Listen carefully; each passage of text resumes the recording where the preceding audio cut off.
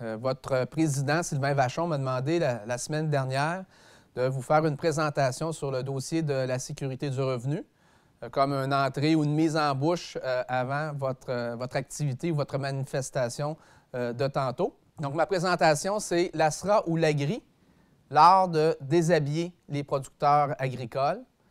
J'ai choisi le mot « art » parce que c'est une démarche savamment pensée, réfléchie, de la part du ministère de la Financière, du ministre, pour forcer les producteurs à sortir de l'assurance stabilisation. Et j'ai utilisé le mot « déshabiller les producteurs » parce que les programmes ou les options qui sont offertes aux producteurs en remplacement de l'assurance stabilisation sont insuffisantes et moins efficaces que le programme d'assurance stabilisation. Une stratégie de sortie de l'assurance stabilisation, en fait, est-ce que c'est une stratégie pour abolir définitivement l'ASRA dans l'ensemble des programmes? Il y a plusieurs rapports dans le passé, à la demande du gouvernement, qui sont arrivés à la conclusion qu'on devait abolir l'assurance stabilisation. Le rapport Pronovo, à la fin des années 2000, qui recommandait de remplacer l'ASRA par un programme de soutien à l'entreprise avec un maximum de 150 000 par année par entreprise. Par la suite, le rapport Saint-Pierre est arrivé également à la conclusion qu'on devait abolir l'assurance stabilisation puis remplacer ça par un programme de type AGRI ou de type CSRN. Et dernièrement, le rapport Robillard, la Commission permanente des programmes, qui est arrivé également à la même conclusion. Donc, la décision gouvernementale des derniers mois, c'est une décision du ministre de l'Agriculture, du ministre Paradis. Donc, est-ce qu'il y a un lien entre les recommandations de ces rapports-là et la décision du ministre de l'Agriculture, M. Paradis, de demander ou d'exiger des producteurs de faire un choix définitif entre les AGRI et l'ASRA avant le 1er juillet 2016? On peut penser que oui. Lorsqu'on regarde, dans le fond, les options qui sont offertes aux producteurs, on arrive rapidement à la conclusion que ce n'est pas un véritable choix que l'on offre aux producteurs. En fait, c'est un choix entre rien et quelque chose. Si les producteurs qui participent à l'assurance stabilisation, principalement dans les productions végétales, pommes de terre et culture commerciale, lorsque je parle de culture commerciale, dans les productions principalement de soya et de maïs, il y a ce qu'on appelle des arrimages cumulés. Ça, c'est les montants que les producteurs ont reçus à travers l'Agri-Québec au cours des dernières années. Et comme l'assurance stabilisation n'est pas intervenue sur plusieurs années et dans plusieurs de ces productions-là, les producteurs ont reçu les montants d'Agri-Québec, ils les ont mis dans leur compte. Certains les ont dépensés, certains les ont investis dans leur entreprise, certains ont utilisé ces sommes-là parce qu'il y avait des pertes dans d'autres productions que les productions de céréales. Mais ces montants-là qu'ils ont reçus, le gouvernement, lorsqu'on parle d'arrimage, leur dit, dans l'avenir, lorsque l'assurance stabilisation aura à intervenir dans votre secteur de production, bien, on va déduire les montants que vous aviez reçus dans le passé des programmes AGRI. La totalité des arrimages cumulés, c'est 200 millions de dollars, c'est énorme. Par exemple, un exemple concret, dans le maïs grain, si on a un revenu stabilisé ou un prix de soutien autour de 185 $ la tonne, mais le prix du maïs devra baisser jusqu'à 120, 125, 130 $ la tonne avant que l'assurance stabilisation puisse intervenir sur les entreprises dans l'avenir. Donc, il y a une franchise d'environ 50, 55 $ avant qu'on puisse penser qu'un producteur de culture commerciale qui fait du maïs et du soya puisse penser aller chercher une intervention du gouvernement. Donc, dans ce contexte-là, lorsqu'on demande aux producteurs de faire le choix entre les AGRI et l'ASRA, c'est là qu'il n'y a pas un véritable choix parce que la seule option logique qu'on laisse aux producteurs, c'est de choisir les AGRI. Parce que les AGRI, les producteurs qui vont choisir les AGRI dans le soya et dans le maïs, ils vont aller chercher un rétroactif des montants des AGRI qui auraient dû être versés en 2014-2015 et ils vont avoir au moins la possibilité dans les prochaines années d'aller chercher un montant. Si on avait aboli la question des arrimages cumulés, s'il n'y avait pas d'arrimage cumulé, là, on aurait une ASRA qui serait parfaitement effective, qui stabiliserait dans le maïs un revenu stabilisé à 185 $ la tonne.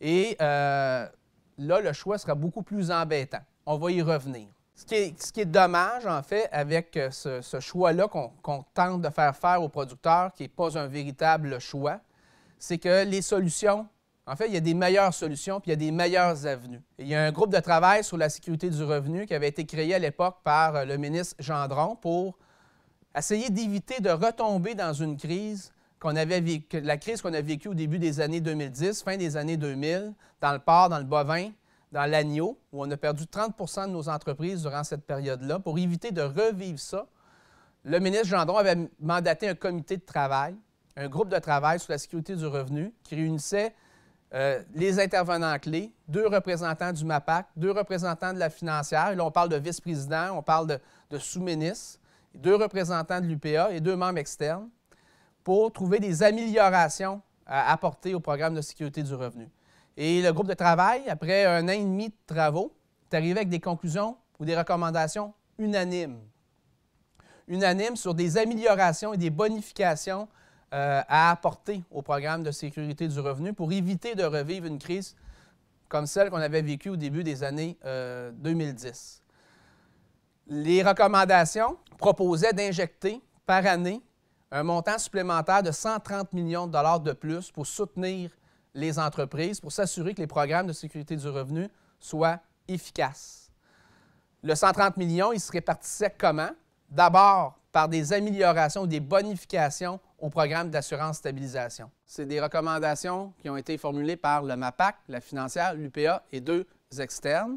Donc, injecter 130 millions de dollars de plus en aide aux entreprises agricoles. De quelle façon? Premièrement, en améliorant l'assurance stabilisation. On est arrivé à la conclusion que l'assurance stabilisation, malgré qu'elle avait fait un excellent travail pendant de 1980, fin des années 70 à la fin des années 2000, les resserrements qui avaient été introduits au début des années 2010, c'était trop. Si on voulait redonner l'efficacité de l'assurance, il fallait améliorer l'assurance stabilisation. Donc, une première série de recommandations d'amélioration de l'ASRA, il était proposé d'améliorer la rémunération du salaire de l'ouvrier spécialisé en prenant en compte que les producteurs aujourd'hui consacrent une bonne partie de leurs heures de travail à la gestion de l'entreprise, donc des heures qui devraient être rémunérées à un niveau plus élevé que le salaire de l'ouvrier spécialisé. On proposait également d'éliminer les arrimages cumulés. En fait, ce qui était recommandé, c'était de limiter les arrimages cumulés à 3 ans. À partir du moment où on n'offrait plus la grille Québec aux entreprises sous ASRA, cet arrimage cumulé-là serait disparu à partir de 2016-2017. Donc, l'ASRA aurait pu redevenir aussi efficace qu'elle l'était dans le passé. Et on proposait également d'améliorer le revenu stabilisé en réincluant dans son calcul les prélevés que vous payez pour la promotion et la recherche sur vos produits. Donc ça, c'était le premier bloc de recommandations et ça représentait une injection de 60 millions de dollars de plus en agriculture annuellement. Il y avait un deuxième bloc de recommandations pour améliorer les agris, l'agri-stabilité, l'agri-investissement à travers le programme Agri-Québec et Agri-Québec Plus pour les productions sans gestion de l'offre et sans assurance stabilisation. Au niveau de l'Agri-Québec, la contribution passait de 3 à 3,5. L'Agri-Québec Plus, on soutenait la marge de référence ou la marge historique, on proposait de passer ça de 80 à 85 % et on proposait également d'introduire au niveau du programme Agri-Québec Plus un soutien de la marge de référence, un redressement de la marge de référence pour éviter, c'est une des faiblesses de l'Agri-Québec Plus ou de l'agri-stabilité, après plusieurs années de bas prix, tu n'as plus de marge historique, tu n'as plus de marge de référence et le programme est plus efficace pour soutenir les entreprises. Donc, si on introduisait un mécanisme de redressement des marges ou de soutien de la marge de référence, au moins on corrigeait une grande lacune de ce programme-là. Ça représentait 23 millions de dollars, ces 3 recommandations-là. Redressement des marges, contribution à l'Agri-Québec, augmentation de la couverture de la marge de référence dans l'Agri-Québec Plus, 23 millions. Et il y avait un troisième bloc, le groupe proposait la mise en place d'un programme d'investissement un peu calqué sur les mesures d'adaptation, mais qui serait, comparativement aux mesures d'adaptation, accessible à l'ensemble des entreprises agricoles au Québec, où on verserait des aides, donc vraiment de l'aide financière, des subventions aux entreprises pour réaliser des investissements sur leur entreprise. Et on proposait d'avoir un volet régional pour des investissements, par exemple le chaulage, le drainage, le nivelage, donc des améliorations sur des caractéristiques régionales. Et on avait un volet aussi qu'on proposait, un volet spécialisé pour financer des investissements, par exemple la mise à jour au bien-être animal dans certaines productions. Donc, volet spécialisé, volet régional, et l'enveloppe qu'on suggérait, c'était 50 millions de dollars par année. Donc, un total de 130 millions de dollars. Donc, c'était les propositions. Malheureusement, on est vraiment loin du compte. Le ministre a reçu le rapport et n'a donné qu'une réponse partielle aux recommandations du groupe de travail. Une réponse qui est complètement, là, qui est carrément insuffisante et incomplète. Le ministre a bonifié que partiellement les agris. C'est la seule chose qu'il a faite, ou presque. Donc, on a fait passer la contribution d'Agri-Québec de 3 à 3,2. Oui, l'Agri-Québec Plus de 80 à 85 %, mais le mécanisme de redressement des marges qui aurait vraiment corrigé la principale faiblesse de l'agri-stabilité Agri-Québec Plus, il n'a pas donné suite à cette recommandation-là. Au niveau de l'assurance stabilisation, il n'y a absolument rien fait, aucune amélioration. Donc, la rémunération du salaire de l'ouvrier spécialisé, on ne touche pas à ça. Ils n'ont pas éliminé la question des arrimages cumulés. Et ça, c'est un petit peu extraordinaire parce que au conseil d'administration de la financière, à 2 reprises, le conseil d'administration de la financière, unanimement, les administrateurs étaient d'accord à limiter le montant des arrimages cumulés aux 3 dernières années. Et le ministre n'a même pas donné suite, aux recommandations du groupe de travail et n'a pas donné suite également à la décision puis à la recommandation, en fait, du conseil d'administration de la financière. Il y a eu aussi un programme d'investissement qui a été annoncé, mais lorsqu'on regarde les montants d'argent qui vont être investis, c'est très, très timide par rapport aux demandes de 50 millions qu'on demandait par année. On parle d'un programme de prêt sans intérêt, puis on rembourse les intérêts jusqu'à 3 % donc sur une période de 5 ans. C'est assez timide. Ça représente un coût pour la financière dans la mesure où il y a une demande qui est suffisante de 5,8 millions de dollars. Donc, d'un côté, tu as un groupe de travail qui proposait unanimement des sous-ministres. Comme je vous dis, il y avait un sous-ministre au MAPAC, il y avait un vice-président de la financière, donc des gens de l'UPA. Donc, un groupe de travail qui proposait unanimement d'investir ou de réinjecter un 130 millions de dollars de plus par année pour améliorer les programmes, l'ASRA, les AGRI, programmes d'investissement. Et le groupe de travail arrivait à la conclusion que c'était essentiel pour garantir une bonne sécurité du revenu aux entreprises agricoles dans l'avenir. Et un an après le dépôt du rapport, le rapport a été déposé en 2015, printemps 2015, bien, il n'y a eu qu'une réponse, comme je vous disais, qui était incomplète et insuffisante. On n'a que répondu partiellement, dans le fond, aux recommandations du groupe de travail. Je disais qu'on déshabille les producteurs. En fait, comme je vous disais, ce n'est pas un véritable choix. Si vous restez dans l'ASRA, pour les producteurs de pommes, pommes de terre, soya, maïs, la possibilité que l'ASRA intervienne dans l'avenir, c'est très faible comme probabilité. Donc, ce n'est pas un véritable choix. Donc, on pousse par défaut, en fait, les agriculteurs ou certains groupes d'agriculteurs, ce n'est pas dans toutes les productions, mais on pousse par défaut un certain nombre d'agriculteurs vers les agris. Et bon, on déshabille les producteurs parce que les agris n'ont pas été...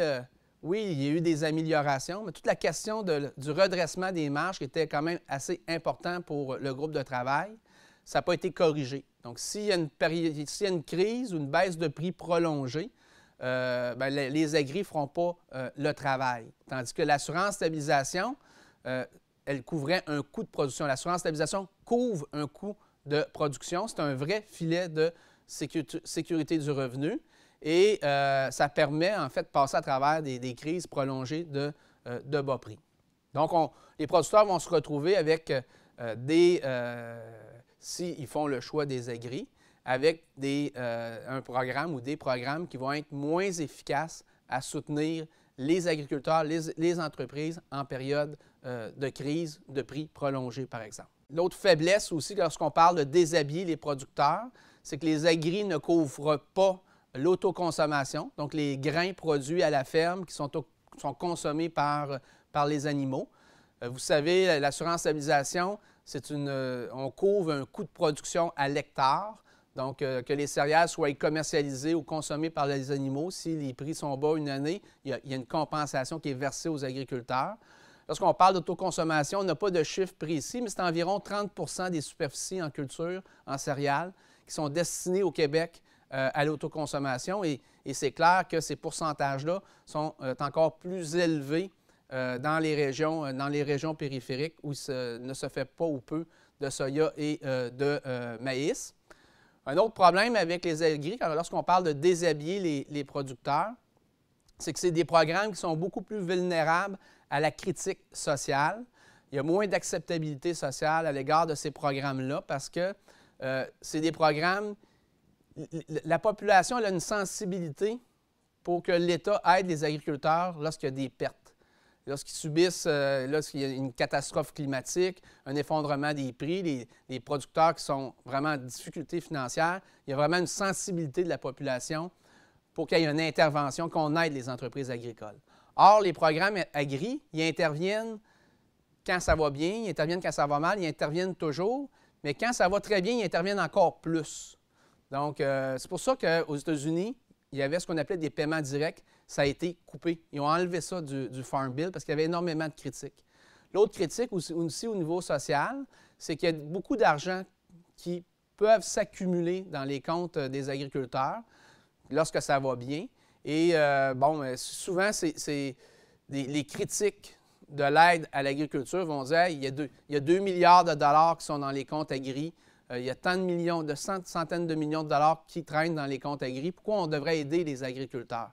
Donc, surtout dans les dernières années, ça a bien été dans certains secteurs. Puis, bon, il y a eu des accumulations de montants d'argent. Et on se fait, même aujourd'hui, des fois, on se fait servir par certaines personnes. Pourquoi vous voulez avoir des aides supplémentaires? Il y a de l'argent dans les comptes des producteurs. Ce qui n'est pas dit, c'est que c'est souvent des fermes diversifiées.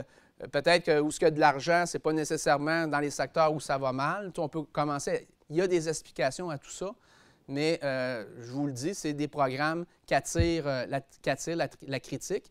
Et c'est des programmes qui sont facilement aussi amputables par les gouvernements. Aujourd'hui, je vous donne 3 % vous avez de l'argent dans votre compte. Je viens de réduire ça. Je prends la décision de réduire ça cette année à 1,5 %. Tandis donc, ils sont vulnérables à la critique, sont vulnérables aussi à être amputés ou manipulés par le gouvernement dépendant là, de ses budgets. Tandis que l'assurance stabilisation, c'est une assurance, c'est un contrat, vous signez pour un coût de production. Donc, il y a un peu plus de stabilité dans l'offre d'aide qui vous est offerte. Dernièrement, quand je dis déshabiller les producteurs, c'est également un mauvais timing pour inciter les producteurs à quitter l'assurance stabilisation. Le gouvernement fédéral est en voie de renouveler son prochain cadre stratégique en 2018. Il y a des consultations qui se font à travers le pays.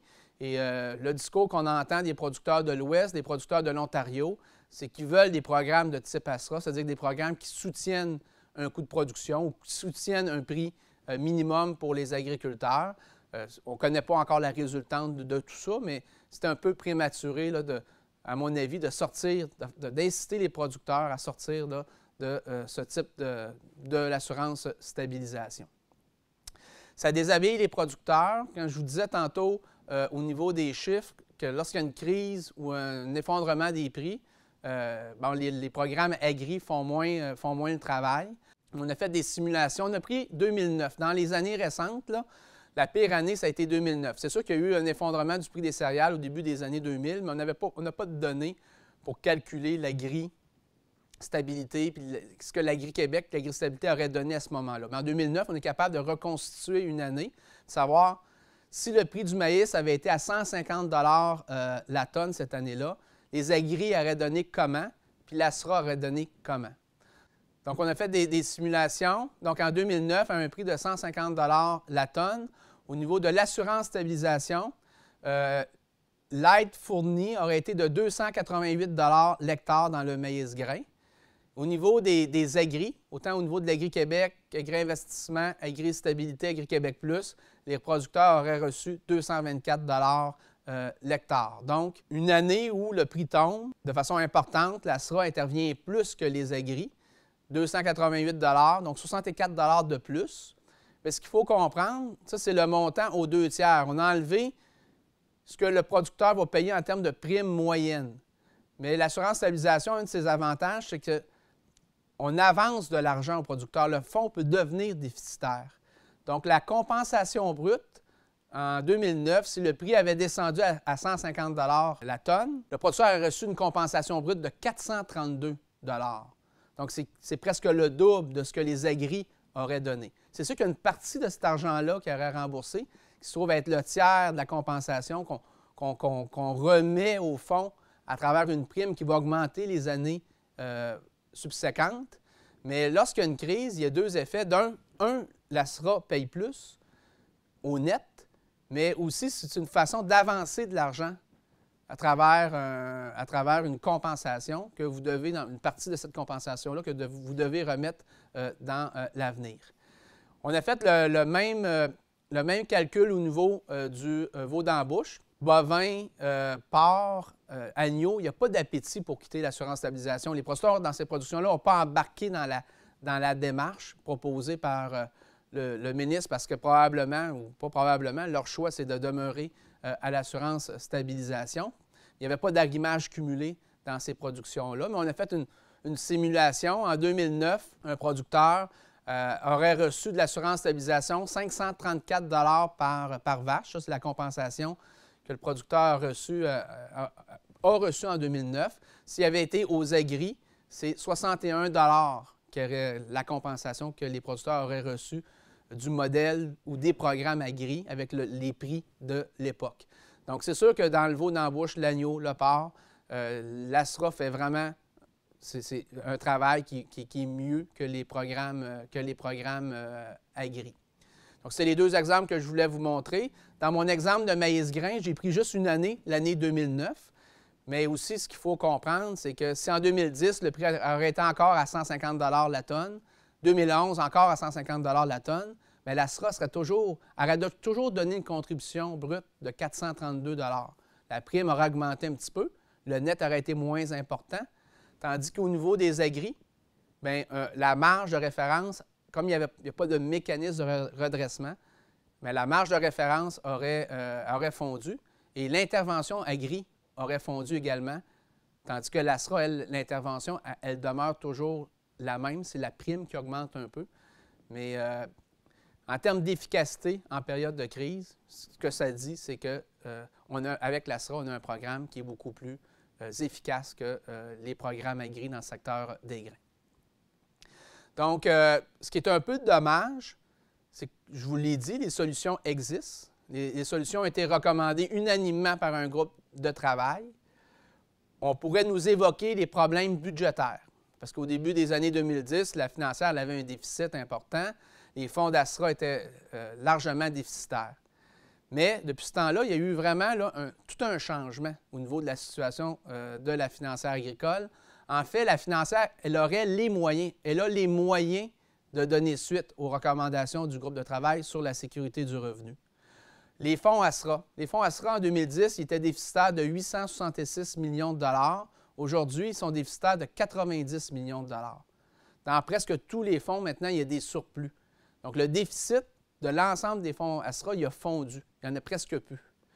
Le fonds d'assurance récolte, vous connaissez ça, l'assurance récolte foin, les différents fonds d'assurance. Bien, aujourd'hui, il y a un surplus dans les fonds d'assurance de 320 millions de dollars. C'est plus que 5 fois les primes. Donc, ça amène de la marge de manœuvre à la financière. Dans les programmes agri, je vous disais qu'il y a des argents qui se cumulent. Bien, les producteurs, vous avez dans les comptes agri de la financière plus de 210 millions de dollars. C'est votre argent, mais ce que ça fait, c'est que ça amène des liquidités à la financière. La financière n'est pas obligée d'emprunter pour financer ses opérations. les surplus d'opération. Donc, ce qu'à chaque année, la financière a généré en surplus, bien, en 5 ans, elle a généré plus de 500 millions de dollars de surplus à même ses budgets. Présentement, elle est en train de constituer une réserve. Vous avez entendu le ministre Paradis, il faut constituer une réserve à la caisse de dépôt. Donc, elle prend ces surplus-là, puis elle en place à la caisse de dépôt, puis elle s'est servie aussi de ça pour rembourser ses déficits du passé. Mais elle a quand même généré plus de 500 millions de dollars de surplus. Et dans la prochaine année, la financière prévoit générer au-delà de 100 millions de dollars d'excédent, malgré que son budget a été coupé par rapport au budget des années passées là, de 163 millions de dollars. Donc, avec un budget de 437 millions au lieu de 600 millions de dollars, la financière va quand même dégager au-delà de 100 millions de dollars là, de bénéfices ou d'excédents. Elle est en mesure de financer les recommandations du groupe de travail. Donc, nous, dans ce contexte-là, parce que le ministre n'a pas fait tout le travail, parce qu'on n'a pas amélioré les aigris avec un mécanisme de redressement des marges, parce qu'on n'a pas amélioré l'ASRA avec la rémunération du salaire d'ouvrier spécialisé en éliminant l'arrimage, parce que ce n'est pas un vrai choix qu'on offre aux producteurs, parce qu'on est en train de renouveler les programmes au niveau canadien, parce qu'on pousse les producteurs vers des mécanismes de sécurité du revenu qui vont être moins efficaces, qui vont faire que lorsqu'on va revivre des crises dans l'avenir, ça va être très, très difficile pour les entreprises agricoles, comme ça l'a été au début des années 2010 dans le bovin, dans le porc et dans l'agneau. Pour toutes ces raisons-là, nos demandes, c'est quoi? On demande au gouvernement du Québec, au ministre de l'Agriculture, de mettre un frein ou de reporter la démarche de choix entre les programmes agri et d'assurance stabilisation pour que la financière mette en œuvre l'ensemble des mesures ou des recommandations du groupe de travail sur la sécurité du revenu. On demande, dans l'entretemps, de faire cohabiter les programmes, qu'on offre aux producteurs les 2 programmes en même temps, les agri et l'ASRA, mais sans arrimage.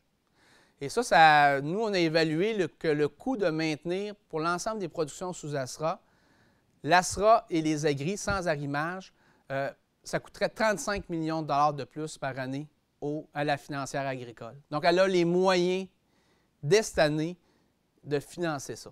Elle prévoit des surplus d'au-dessus de 100 millions, est capable de financer 35 millions pour maintenir l'assurance stabilisation en cohabitation avec les programmes agri. On demande au ministre de mettre en place un véritable programme d'aide à l'investissement sur les entreprises avec un volet régional et un volet spécialisé, puis avec des sommes d'argent à la hauteur de ce qui est recommandé par le groupe de travail sur la sécurité du revenu. On demande à la financière de travailler sur un mécanisme de redressement des marges au niveau des agris, de travailler à améliorer la rémunération du salaire de l'ouvrier spécialisé en tenant compte des heures que vous consacrez à la gestion de vos entreprises. En terminant, on demande aux producteurs de choisir entre l'ASRA et l'agri.